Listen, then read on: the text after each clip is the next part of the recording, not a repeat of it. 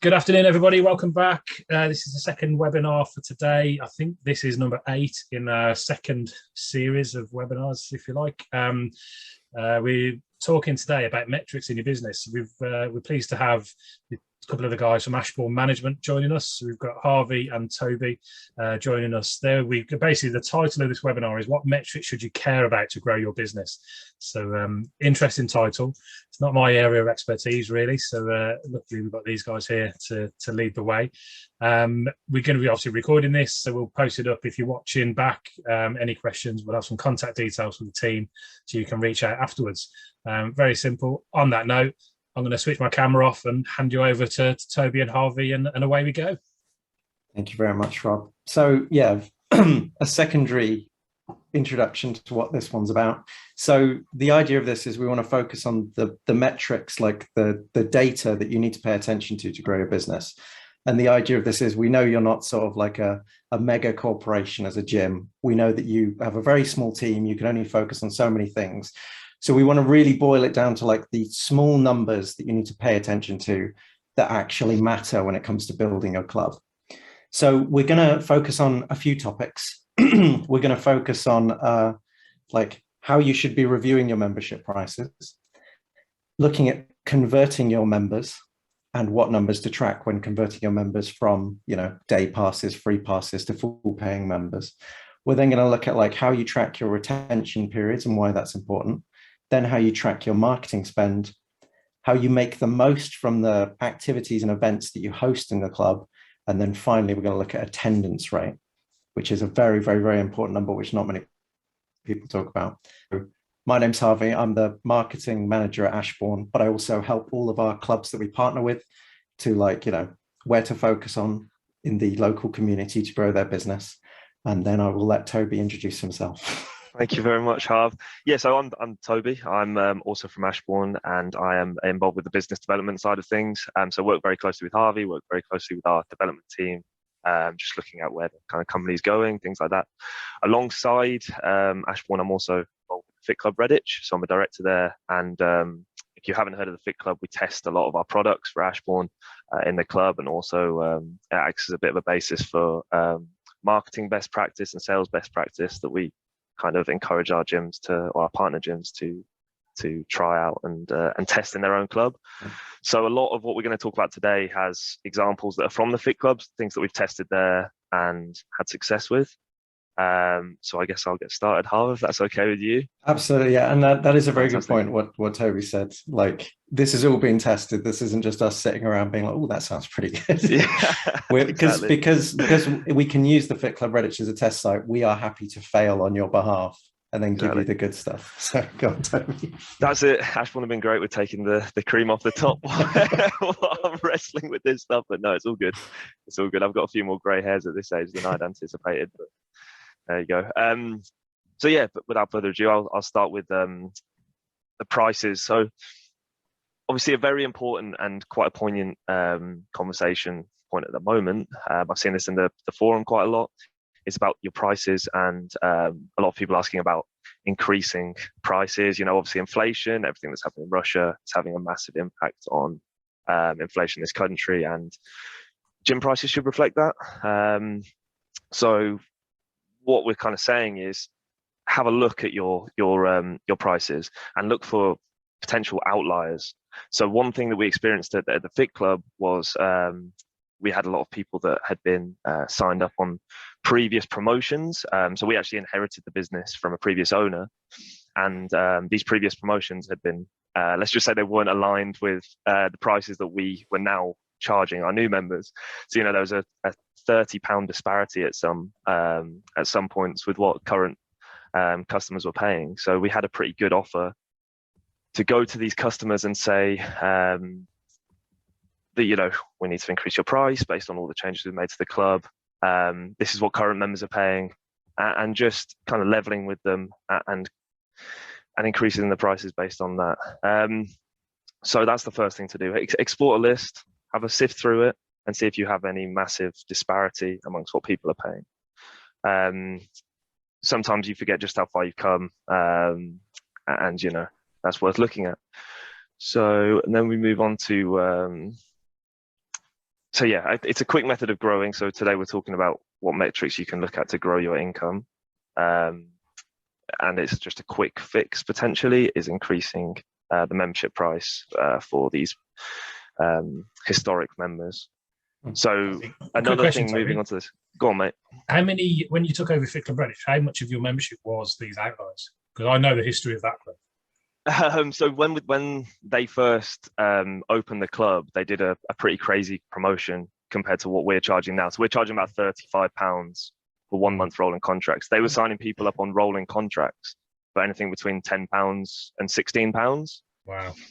So yeah, we had about 50 outliers like this based on a club of 1,700 members. So it's a pretty big chunk. And when you're looking at increasing it in line with what our current membership are paying, so we didn't put it straight up to 35.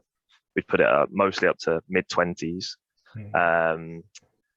When you look at that, it's a massive amount of money. Obviously, not every gym's going to have that big a disparity, but it's definitely worth thinking about. You know, you forget how far you've come as a business. And these little price increases that most of us do on a yearly basis, you suddenly forget what previous people were paying, I think. So definitely one worth looking at. Just exporting that list, getting either use your Ashbourne software if you're an Ashbourne customer, or get an Excel spreadsheet. I don't know how your software package works, and just sift through it, have a look at all the outliers, and build a plan accordingly. One thing I'd add to that is obviously it's a sensitive subject. You need to hinge on things in the club that you've improved. You need to hinge on things like what the newer members are paying, and talk about how it's kind of what you're doing is fair in a way, and you level with them. So yeah, that's kind of how we did it, and it has worked well. Yeah, well, you're like your big like discount competition in the area is Pure Gym, which any independent gym owner does not like Pure Gym being around. But like, yeah, the way you focused on it was very much, these are all the services we provide the community. Exactly, it's benefit led. It's benefit led, exactly. and that's a big thing. You hinge on as an independent gym owner. Everyone knows this. Like you show why you're different to Pure Gym. Pure Gym are faceless. You know, you know your members' names. You have a good relationship with your members, and that's the exact kind of stuff that we hinged on. What we didn't do, like I said, we made it a decent increase, so it was worth our while. There was a drop off. Some people cancelled, but because we made the increase a decent amount, it was worth our while even with those cancellations. So one thing we wouldn't recommend is looking at 50p increases and things like that, and kind of taking the mickey a little bit. Make it worth your while and make it count, because it's obviously like a big thing for some people, and you're always going to get pushback. Like you're always going to get people moaning. So just be prepared for it, and be ready to level with people and say why the club is better than it was 2-3 years ago, however outdated their membership fee is. Yeah. And then one other thing as well, it is the constant thing we get is with sleeping members. As a club, we don't look at that too much. After lockdown, we've kind of given up on the concept of sleeping members. We communicate with everyone. Our newsletter goes out to everyone, including prospects. But if you are worried about sleeping members, if you feel like you have a big group of them, then providing you've got the appropriate software, you can export a list of your recent attendees and look at the attendance info as well, and only send your price increase message to those who you think are actually using the gym. A little bit dishonest, but I understand, it's a part of the industry. So that's one thing to consider as well. It is very true. Sleeping members have been less of an industry problem since lockdown. Like all the sleeping members fled the ship at that point. Yeah, and obviously they are building up again, but I just think that it's a debate. It's up to you as a gym and how you want to do things, but at the end of the day, like you can get more money out of sleeping members, which we will touch on later. But I don't want to give away all our points too early. No, yes, we'll delve into that. We've got to fill the hour. Is it an hour? Is it bloody hell? What have I signed up for? Oh, good. But yeah, so it's just review your prices, look at what you're paying on average, look at what the outliers are, and just try and bring the whole thing together. Is my point, I guess. And so the second point we wanted to focus on was your conversion rate, and this is in the sense of it's actually a very similar to what Toby was talking about in terms of you have all these different types of memberships, which, yes, increase the number of footfall into the gym. So a good example is free day passes, or like, free passes if you bring a friend. These are great things to be doing to, get more people into the gym so they can get, a proper tour, see how great the club is. But there are a lot of clubs which don't follow up on these. So they are, they're selling loads of day passes, loads of free passes, but that's the only number they see. And they're not following up the number of, right, how many people did, we bring in on a day pass or a friend referral who then converted to a full-time membership.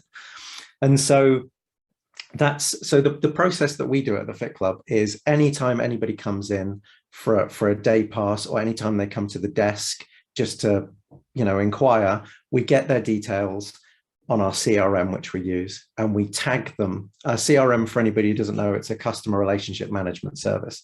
So it's effectively just a way that you can store people's email addresses and make notes on them. So you have more detailed notes than just a spreadsheet would. And so what we do is we have a process where as soon as they sign up for a day pass, we get them in the software. We know that they're a day pass, and we have a process in place where we know that we want to follow them up with 2 phone calls after they've done their primary visit.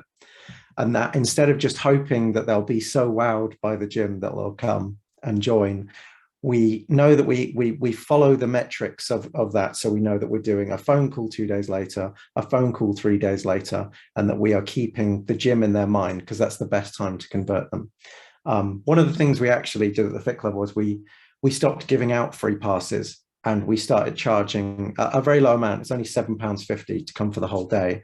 But even that gives, well, firstly, it gives us a bit of extra cash for every member that comes in, but also it just gives that extra incentive and investment on their end, that they've paid to come to the club. It's been a worthwhile service, and then they're ready to, pay the monthly subscription, which at the moment, Toby, you said £35, isn't it? Which, obviously £7.50 for a day, £35 for an entire month unlimited.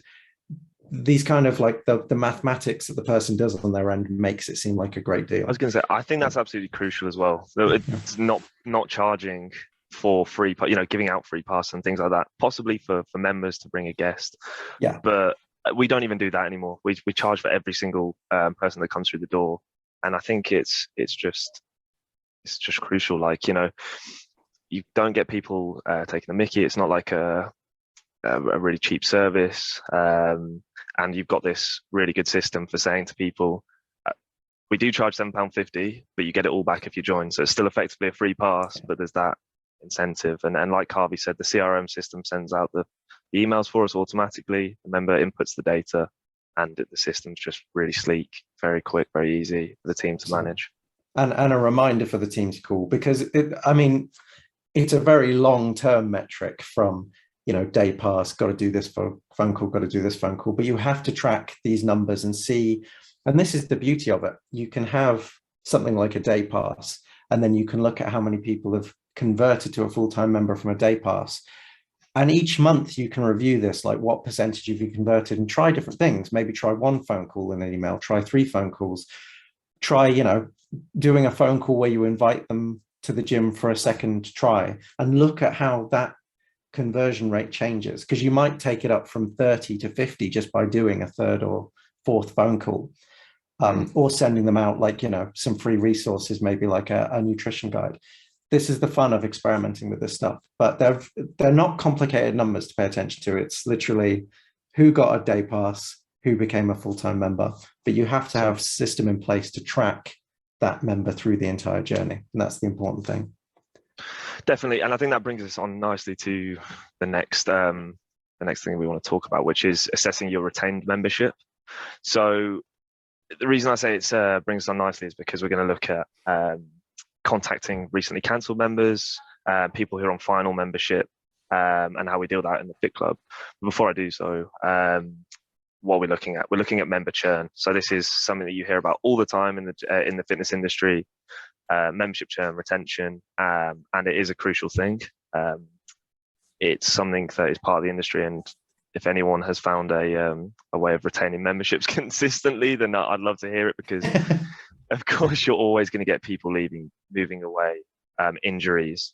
But the thing that I keep seeing, having spent a lot of time in the gym alongside the guys making these calls and making the calls myself, is that people saying they're not getting enough use out of the gym, they don't know what they're doing, and they've not seen results, which I think is not. It's not an excuse. It's something that's so avoidable for a team of fitness instructors, of personal trainers, and people that know what they're doing, that we can definitely turn it around. And that's what we've instilled in the guys in the gym.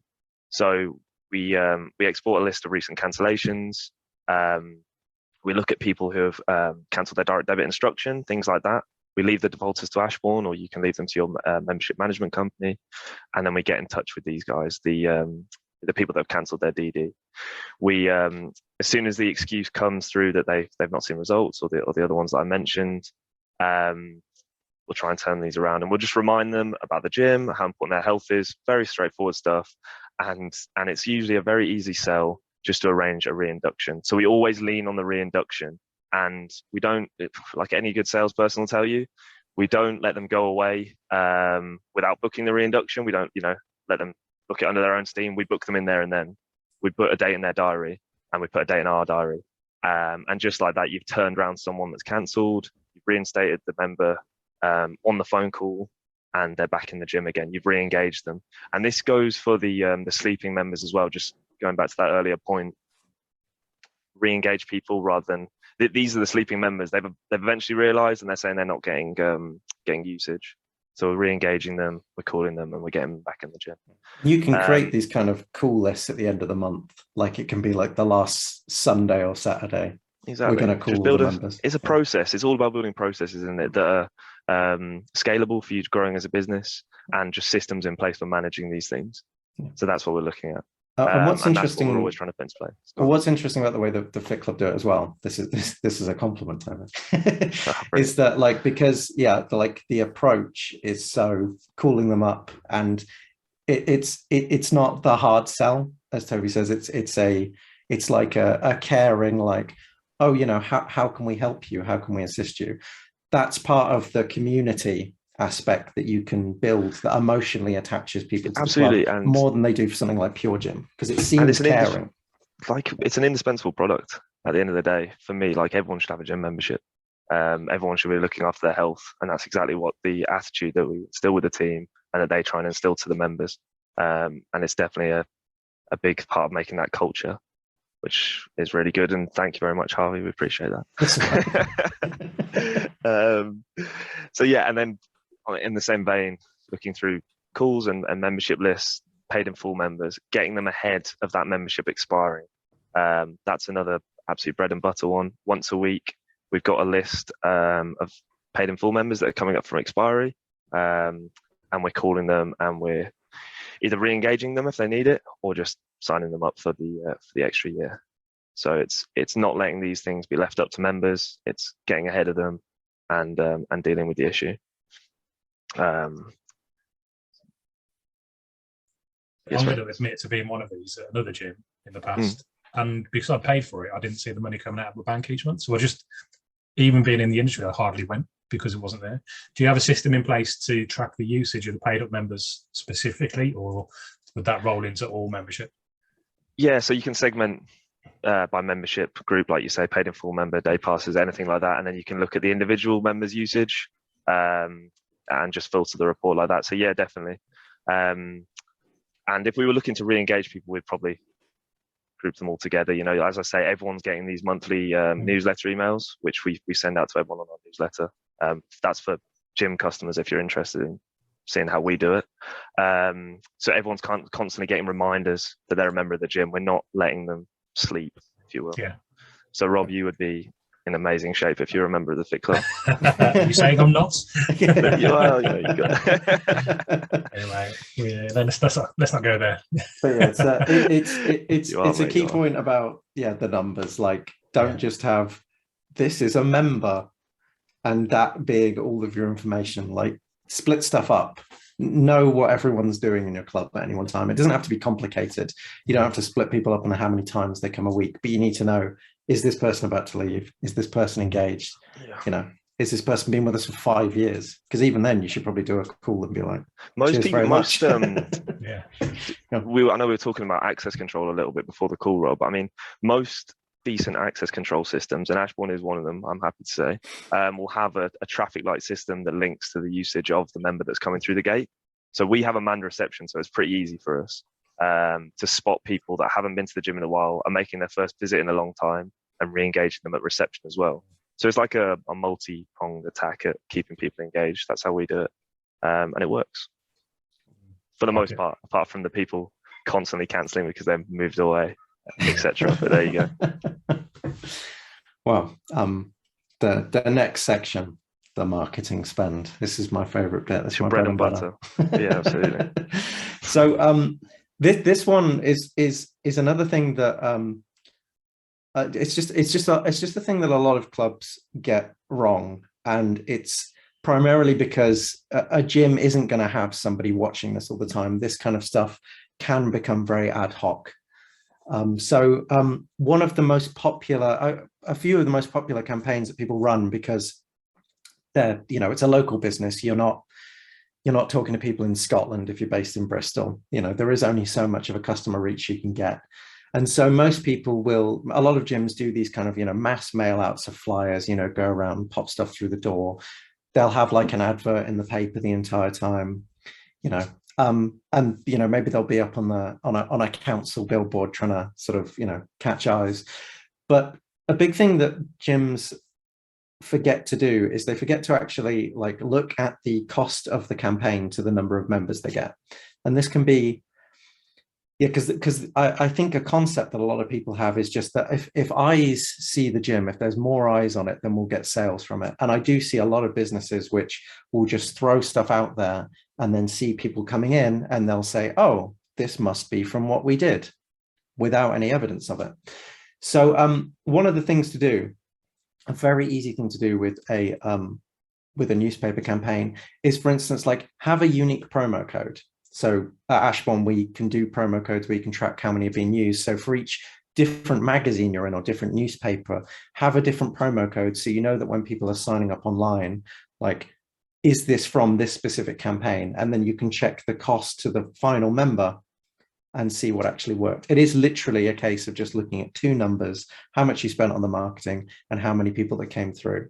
And the good thing is you can spend a little bit, and as you see that certain campaigns are doing well, you can start ramping up the money in those ways. Prime example is like when we took over the Fit Club, they were a big, they were very guilty of this. There were so many random like newspaper ads that we saw, which they weren't tracking anything. There was no promo codes, or even like, even like an objective, like come and ask at reception and say where you saw us.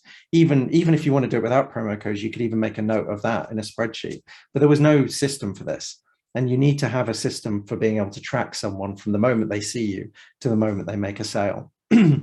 Another thing that people do, if you want to be a bit more sophisticated and move into sort of online ads like Facebook or TikTok ads, which we've basically taken a lot of our stuff over into, because our user base is quite young. So they're mostly on social media platforms more so than anything. A lot of people, when they're setting up Facebook ads, they do it, they set up basic ads as just like, a link click. So they'll track a Facebook ad based on how many people are clicking the link. And once again, it's the same philosophy of the more people who click the link, more people must be buying, right? But there are tools, especially you have a website, where you can set up a Facebook ad as a conversion ad. So you can tell Facebook that when somebody hits your thank you page, so after they make a purchase, they get redirected to a thank you page, that's a sale. And you can set up these things. And there's so many clubs I see who are running social media ads where they're just tracking things like links or likes or clicks. And these aren't actually telling you who's purchasing. You need to do some research, or like we're happy to help any clubs who want to set this kind of stuff up. But you need to see who's actually getting to that endpoint. So you can say, right, we spent 30 quid on this campaign. We got 2 people from it. That's a good campaign. We're targeting the right people. We need to invest more money into that. And these kind of, once you have a flow of these, you can leave these running in the background with very little maintenance, and they can bring in, 5-6 members a month. And if you have them dotted around, that can add up very easily. And this is particularly why the retention number, which Toby was talking about, is so important to see, how long members are staying. These kind of numbers are very important because even though your membership might be £29 a month, and it might be on Facebook taking you £50 before you get somebody to sign up, if you look at how long on average, so if you take all of the, every single member, how long they've stayed during a year period, if you're seeing that most members are staying for 10 months on average, then actually you can rewire your sort of thinking to be like, oh, so each member isn't worth £29 that first month. Each member is actually worth £290 as a lifetime, which makes that, even though the initial marketing cost is slightly higher than a month, you are making money back on the second month. And then the rest of the months are all completely, money straight in the bank. So knowing, when where a member has found you and knowing if it's working is a great way to divert money to actual marketing campaigns that are working. So you're not spending, £6,000 mailing everybody in Redditch, and then only two people sign up. Well, I mean, these are the things that we've tried. I mean, as Toby had a great example where we did one of those and we had 2 signups. I mean, but we now know never to do that again. And that's a useful thing to know. We've learned for you. Because I've seen people do that every year. And they have, you ask them how many people are signing up and they're like, I don't know, there's probably people signing up. Like they don't have these numbers. Yeah. I remember when you first came in and helped us with the marketing in the Fit Club. Like we had a different marketing person at the time, and you came in and were horrified by the state of our Facebook ads account because it was just no tracking. No, lots of money being spent. You were not happy, and obviously we know now. But that's definitely a thing. People doing Facebook ads on themselves by themselves, or under their own steam rather than getting an agency. Fair enough, exactly. But it's not rocket science. But slowly catch your monkey. Take your time, and don't blow everything at the start. Just take a methodic approach, I guess. Exactly. And I mean, hopefully a theme's appearing. Actually, you only need to know 2 numbers in most cases. It's, you don't have to sit there as a data scientist breaking everything down. It is literally, what did we do? What was the end point? Definitely. Was it successful? And let's make tweaks in the middle. So yeah, assess kind of maybe an area of shortcoming and try to build a plan based off that area. Exactly. You don't have to do everything at once. These are all weapons for your arsenal kind of thing when times aren't going, to plan or whatever. Moving on to the capacity utilization side of things. So we delve into a few things here in terms of the capacity. If you're kind of that.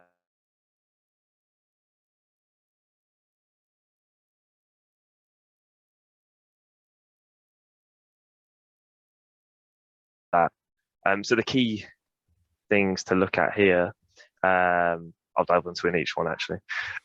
So that's what they're here for. That's what they're here for. Deep dive. Yeah. So to start with, I'll only brush over this one because I know not everyone does classes, but a great way to grow the club in terms of both retaining members and making sure that new members are getting the most out of the gym and you're an efficient business is to make sure your classes are full. So a busy class is a good class. That's what we always say. It's efficient.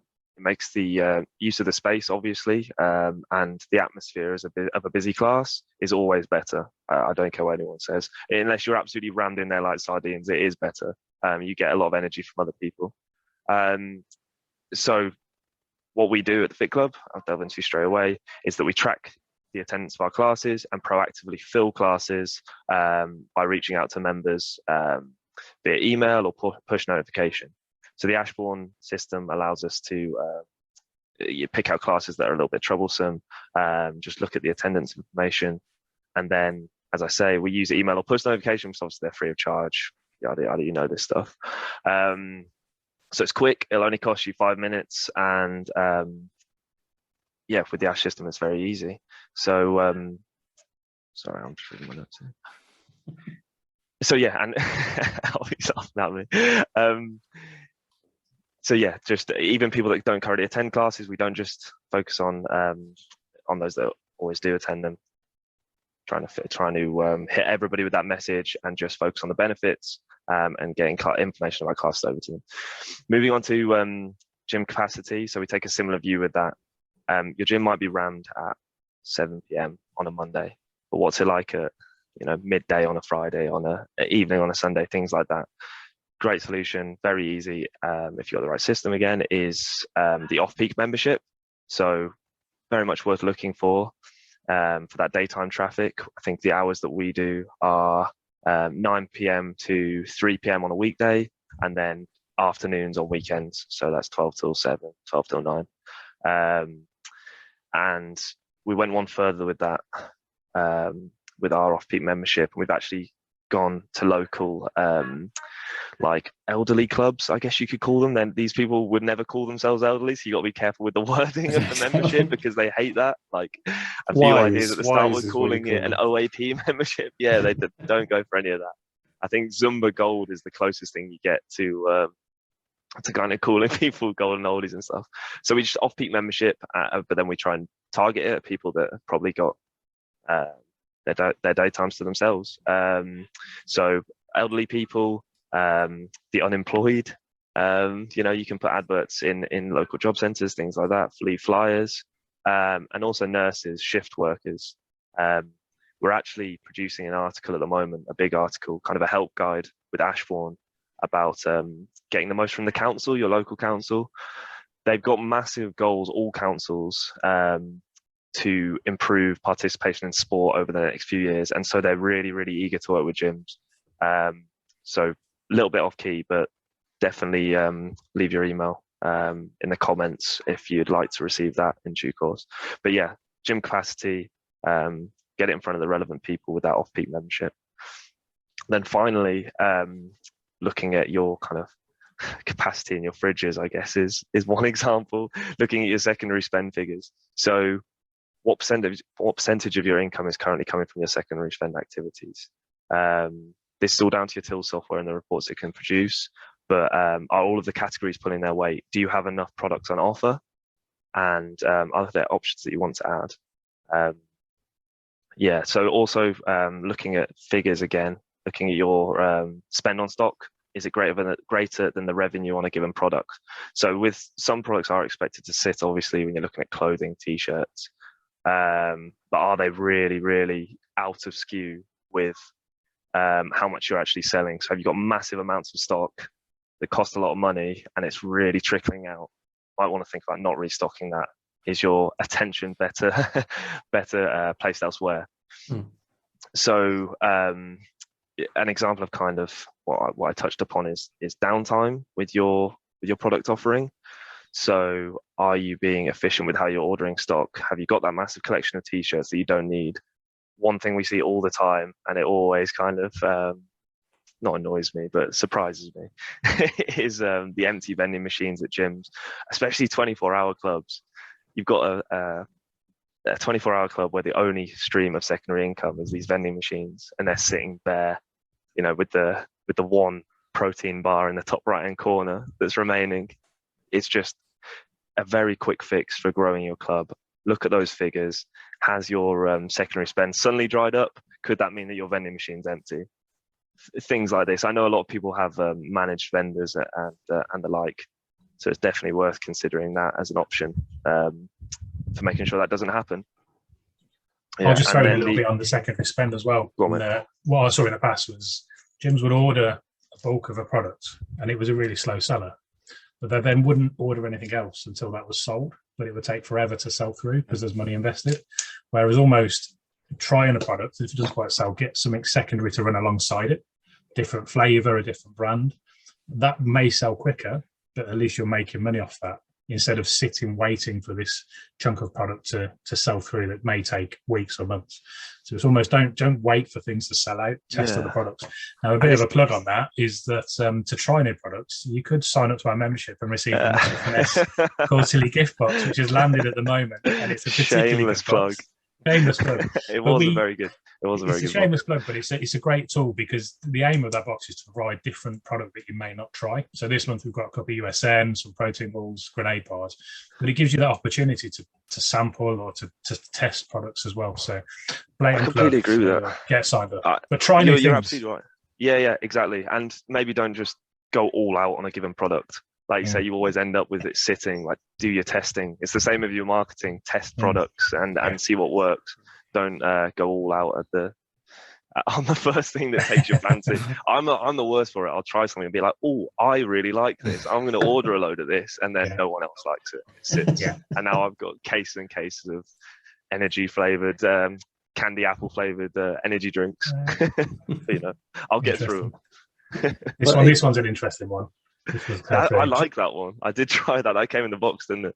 Yeah, I'm sipping it. I think I need some rum to go with it. But there we go. That's probably why I haven't been to the gym very often, because I see drinking rum and energy drinks. And on that, I'm going to mute myself a bit. But yeah, I think all of those examples, Toby, are like just making the most of your time in the gym in every place. But I think you've narrowed it down very well with looking at classes. And if you don't do classes, maybe think about doing classes.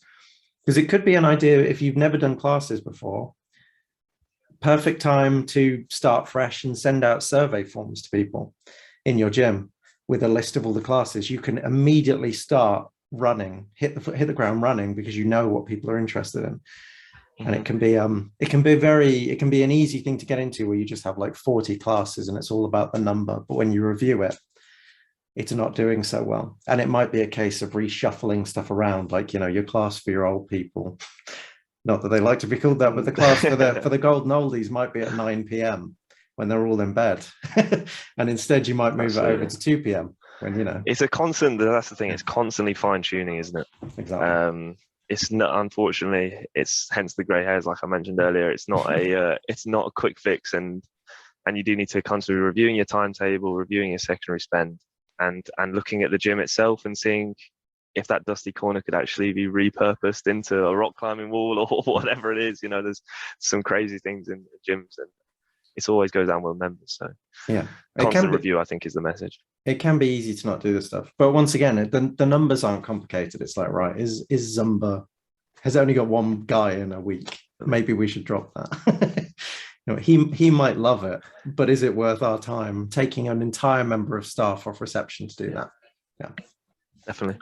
And then then the final number we wanted to come to is tracking attendance and usage, not just that total member number. That total member number looks fantastic, but you have to be aware of how engaged your members are, because I won't keep bringing up lockdown. It was a significant event, but when we were talking about sleeping members, once again, a lot of gyms lost a lot. We have direct debit collection information for the entire UK and Ireland, and while everything's actually gotten back to where it was and has actually peaked beyond it, the months following those events, the direct debit numbers were much lower because of the number of sleeping members and because of the number of unengaged members who were just lost instantly.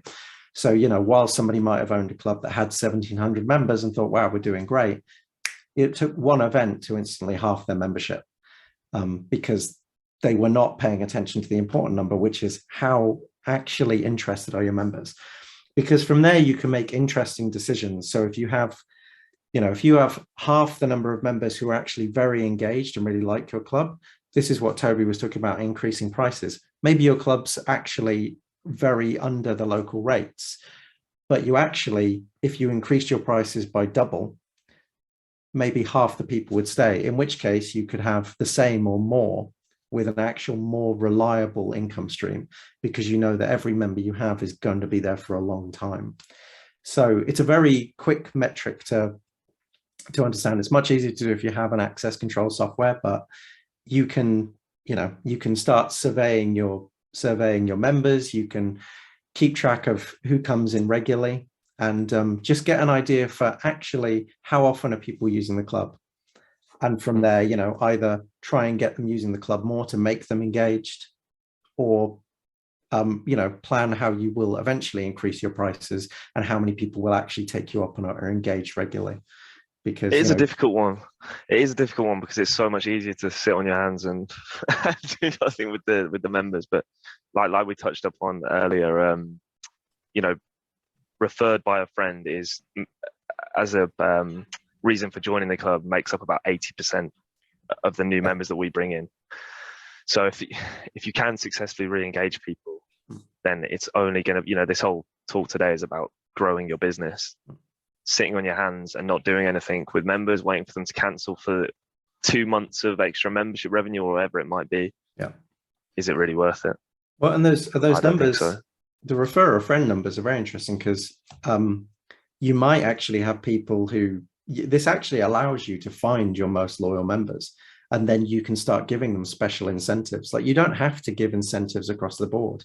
If you found the people in your club who, they're in the top 20% of people who come to the gym, go up to them, say, hey, do you have any people, would you like to start bringing people to the club? Give them a special discount, make them feel wanted, and they will, people will sell on your behalf if they love the service. Or even better, use the Ashbourne system to segment those most popular members and target them with, a group email or SMS potentially.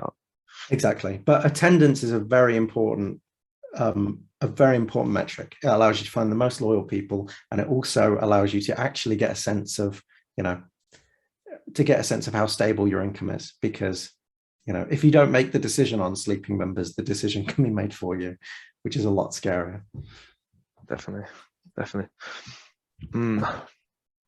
Food for thought there. Lots of it. So that's the end of the TED talk, which I'm sure Robert will. Robert's hopefully got some questions, and we can have a even more of a chat afterwards. But yeah, it's the case of, obviously, we're from Ashbourne. We're here to help you break down these numbers and make it simple and give you the tools to allow you to, actually be able to make sense of your club in a macro scale without worrying about the admin. So you can always find our website. It's just, if you Google Ashbourne memberships, will show up, and you can book a demo with us, or you can get in touch with our sales team, and they're happy to do everything from show you the software to just initiate a conversation about what you need from your club and what we can offer with our tools. So thanks for joining us, everyone. But Robert, did you have any? Perfect. Thank you. You know what? I normally sit here listening in and scribbling down questions, but the whole conversation piece that you guys have been having has almost answered them for me.